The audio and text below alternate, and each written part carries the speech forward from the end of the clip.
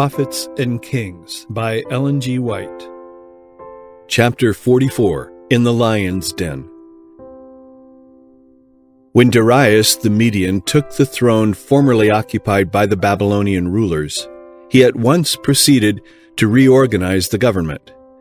He set over the kingdom 120 princes, and over these 3 presidents, of whom Daniel was first, that the princes might give accounts unto them, and the king should have no damage. Then this Daniel was preferred above the presidents and princes, because an excellent spirit was in him, and the king thought to set him over the whole realm. The honors bestowed upon Daniel excited the jealousy of the leading men of the kingdom, and they sought for occasion of complaint against him. But they could find none, forasmuch as he was faithful, neither was there any error or fault found in him. Daniel's blameless conduct excited still further the jealousy of his enemies. "We shall not find any occasion against this Daniel," they were constrained to acknowledge, "except we find it against him concerning the law of his God." Thereupon the presidents and princes, counseling together, devised a scheme whereby they hoped to accomplish the prophet's destruction. They determined to ask the king to sign a decree which they should prepare, forbidding any person in the realm to ask anything of God or man except of Darius the king, for the space of 30 days. A violation of this decree should be punished by casting the offender into a den of lions. Accordingly, the princes prepared such a decree and presented it to Darius for his signature. Appealing to his vanity, they persuaded him that the carrying out of this edict would add greatly to his honor and authority. Ignorant of the subtle purpose of the princes, the king did not discern their animosity as revealed in the decree, and yielding to their flattery, he signed it. The enemies of Daniel left the presence of Darius, rejoicing over the snare now securely laid for the servant of Jehovah. In the conspiracy thus formed, Satan had played an important part. The prophet was high in command in the kingdom, and evil angels feared that his influence would weaken their control over its rulers. It was these satanic agencies who had stirred the princes to envy and jealousy. It was they who had inspired the plan for Daniel's destruction, and the princes, yielding themselves as instruments of evil, carried it into effect. The prophet's enemies counted on Daniel's firm adherence to principle for the success of their plan, and they were not mistaken in their estimate of his character. He quickly read their malignant purpose in framing the decree, but he did not change his course in a single particular. Why should he cease to pray now, when he most needed to pray? Rather would he relinquish life itself than his hope of help in God.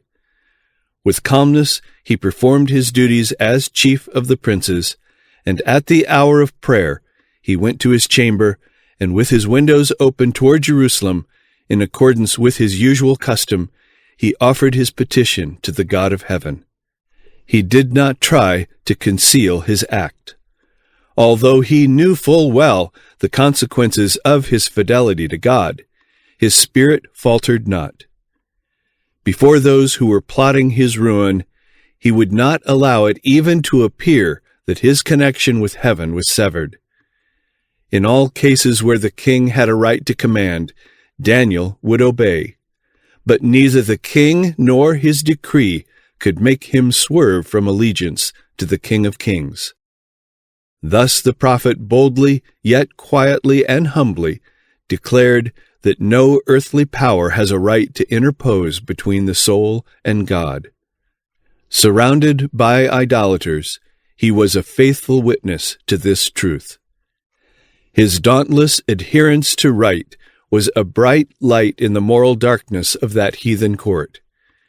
Daniel stands before the world today, a worthy example of Christian fearlessness and fidelity. For an entire day the princes watched Daniel. 3 times they saw him go to his chamber, and 3 times they heard his voice lifted in earnest intercession to God. The next morning they laid their complaint before the king. Daniel, his most honored and faithful statesman, had set the royal decree at defiance. "Hast thou not signed a decree," they reminded him, "that every man that shall ask a petition of any god or man within 30 days, save of thee, O king, shall be cast into the den of lions?" "The thing is true," the king answered, "according to the law of the Medes and Persians, which altereth not." Exultantly, they now informed Darius of the conduct of his most trusted adviser.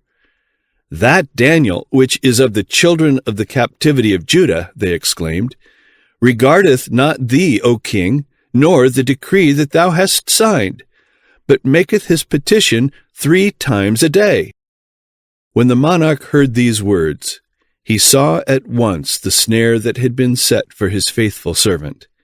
He saw that it was not zeal for kingly glory and honor, but jealousy against Daniel that had led to the proposal for a royal decree. Sore displeased with himself for his part in the evil that had been wrought, he labored till the going down of the sun to deliver his friend. The princes, anticipating this effort on the part of the king, came to him with the words, "Know, O king, that the law of the Medes and Persians is, that no decree nor statute which the king establisheth may be changed." The decree, though rashly made, was unalterable and must be carried into effect. Then the king commanded, and they brought Daniel, and cast him into the den of lions. Now the king spake and said unto Daniel, "Thy God, whom thou servest continually, he will deliver thee." A stone was laid on the mouth of the den, and the king himself sealed it with his own signet, and with the signet of his lords, that the purpose might not be changed concerning Daniel. Then the king went to his palace, and passed the night fasting. Neither were instruments of music brought before him, and his sleep went from him. God did not prevent Daniel's enemies from casting him into the lion's den. He permitted evil angels and wicked men thus far to accomplish their purpose. But it was that he might make the deliverance of his servant more marked, and the defeat of the enemies of truth and righteousness more complete. "Surely the wrath of man shall praise thee," the psalmist has testified.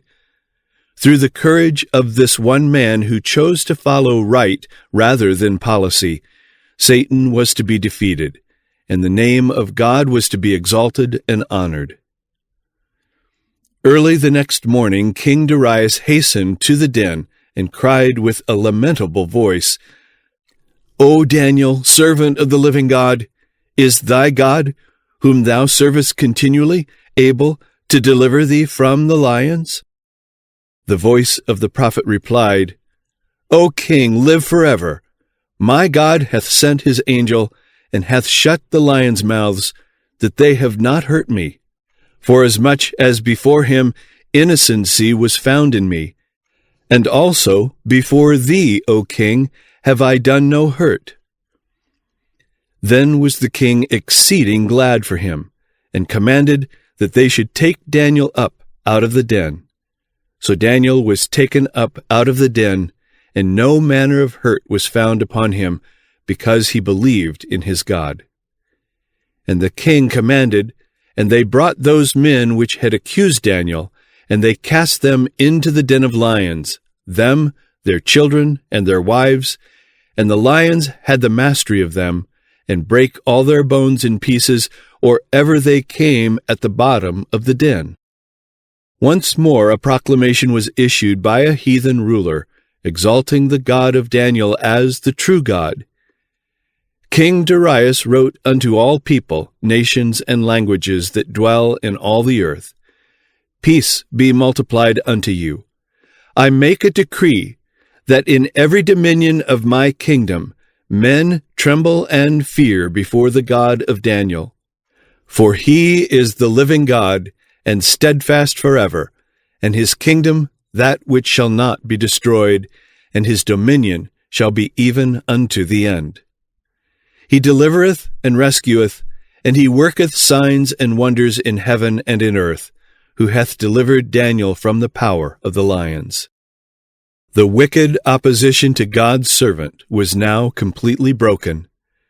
Daniel prospered in the reign of Darius and in the reign of Cyrus the Persian.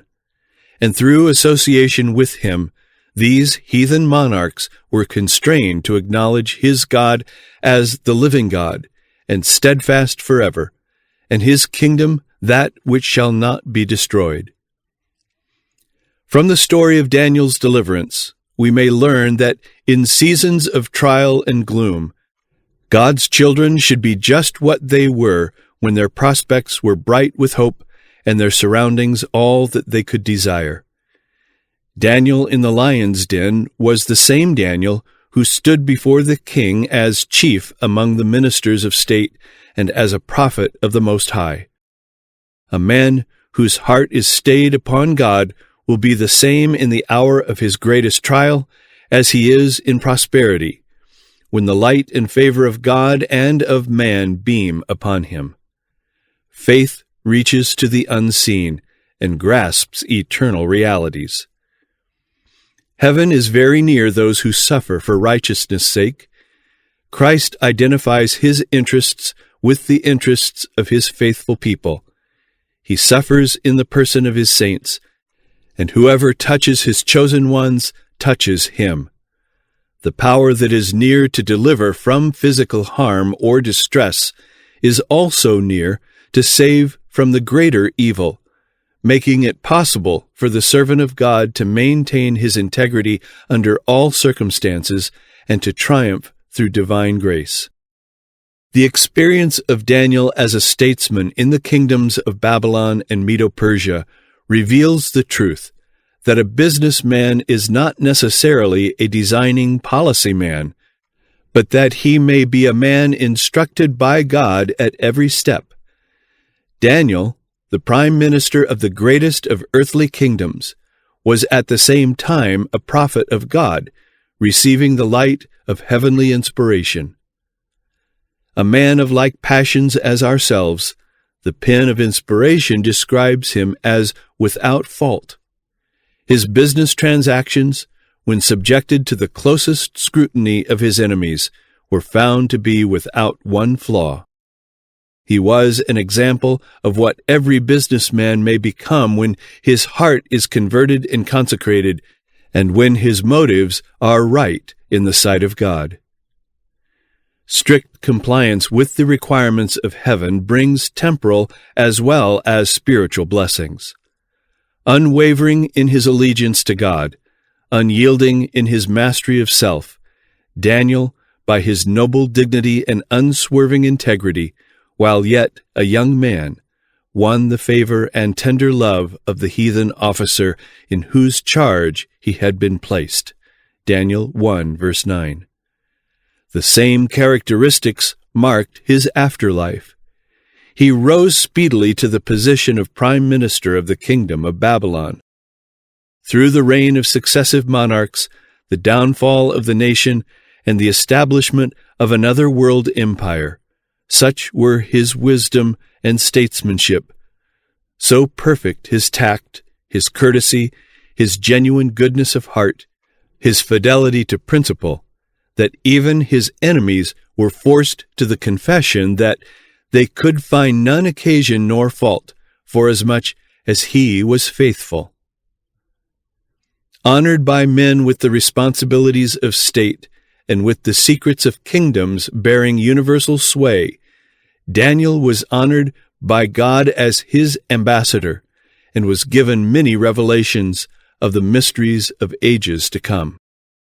His wonderful prophecies, as recorded by him in chapters 7 to 12 of the book bearing his name, were not fully understood even by the prophet himself. But before his life labors closed, he was given the blessed assurance that at the end of the days, in the closing period of this world's history, he would again be permitted to stand in his lot and place. It was not given him to understand all that God had revealed of the divine purpose. Shut up the words and seal the book, he was directed concerning his prophetic writings. These were to be sealed even to the time of the end. Go thy way, Daniel, the angel once more directed the faithful messenger of Jehovah, for the words are closed up and sealed till the time of the end. Go thou thy way till the end be, for thou shalt rest, and stand in thy lot at the end of the days. Daniel 12, verses 4, 9, and 13. As we near the close of this world's history, the prophecies recorded by Daniel demand our special attention as they relate to the very time in which we are living. With them should be linked the teachings of the last book of the New Testament Scriptures. Satan has led many to believe that the prophetic portions of the writings of Daniel and of John the Revelator cannot be understood. But the promise is plain that special blessing will accompany the study of these prophecies. The wise shall understand was spoken of the visions of Daniel that were to be unsealed in the latter days, and of the revelation that Christ gave to his servant John for the guidance of God's people all through the centuries. The promise is, "Blessed is he that readeth, and they that hear the words of this prophecy, and keep those things which are written therein." Revelation 1, verse 3.